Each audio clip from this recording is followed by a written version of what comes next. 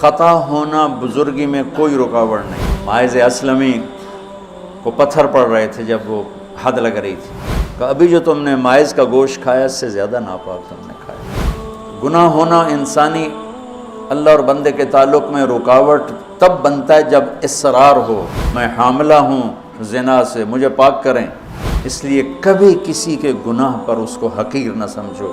ہاتھ جوڑتا ہوں۔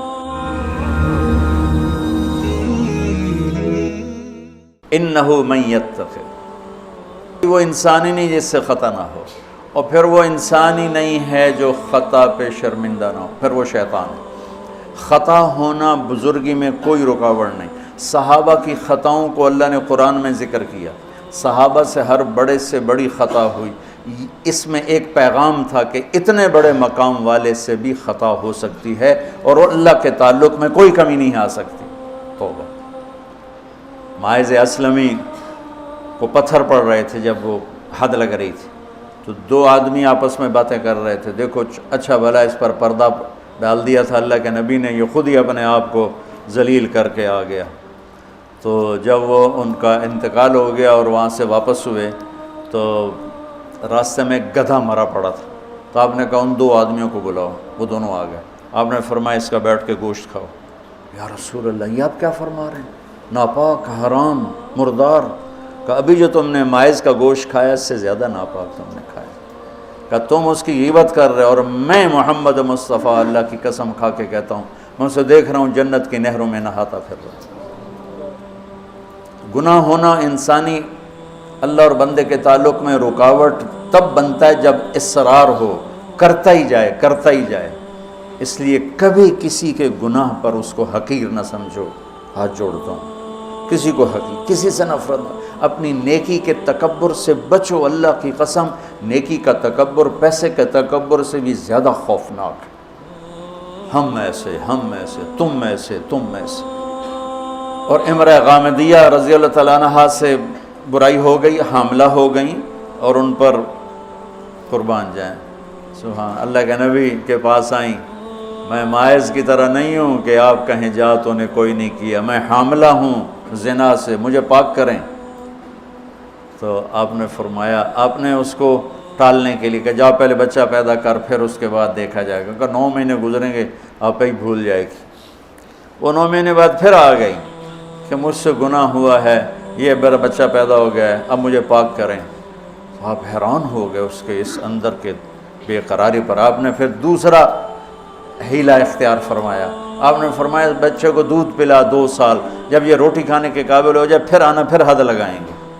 2 سال اس نے دودھ پلایا، اور ایک دن چشم فلک نے دیکھا کہ ایک عورت بچے کو انگلی سے پکڑ کے لا رہی ہے، اور اس بچے کے دوسرے ہاتھ میں روٹی ہے اور وہ کھا رہا ہے، اور آ کر کہتی ہے یا رسول اللہ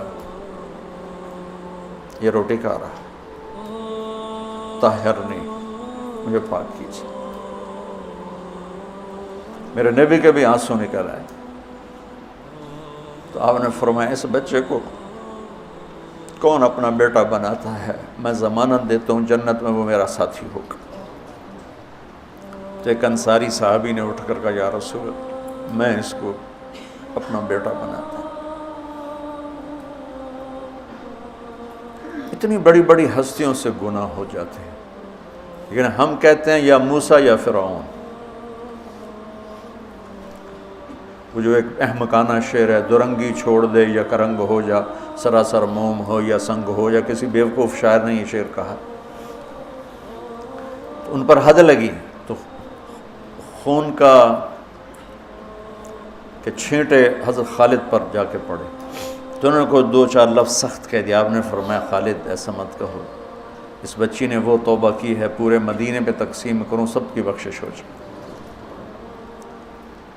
انہو من یتق، بڑے سے بڑے سے بھی ہو جاتا ہے۔ سارعوا الی مغفرۃ من ربکم وجنۃ عرضها السماوات والارض اعدت، بولو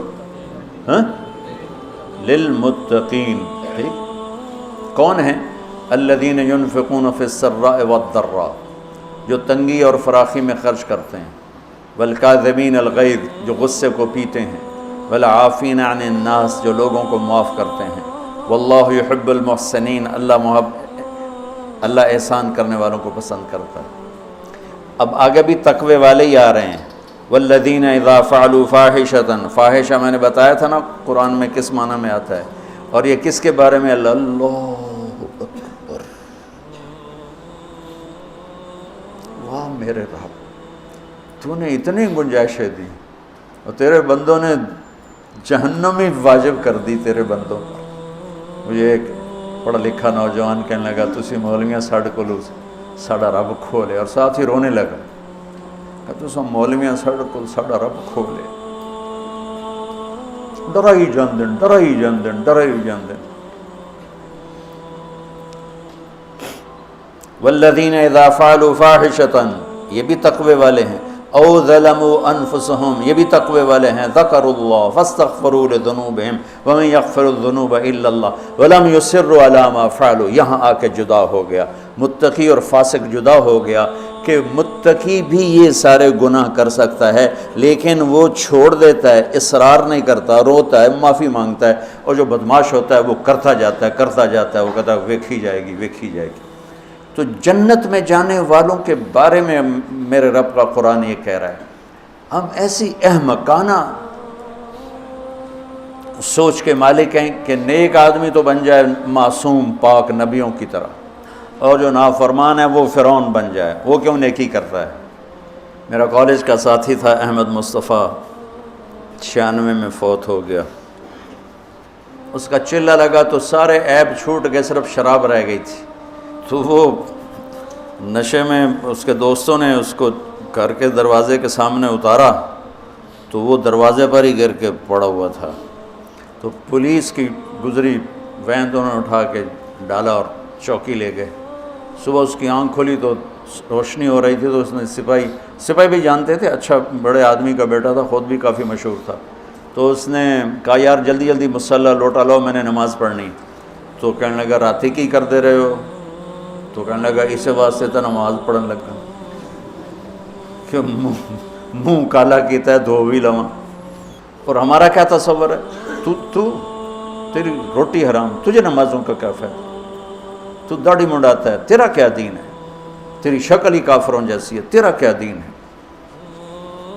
ہمارے دیندار طبقے نے بے دینی کو پروموٹ کیا نفرت کر کے۔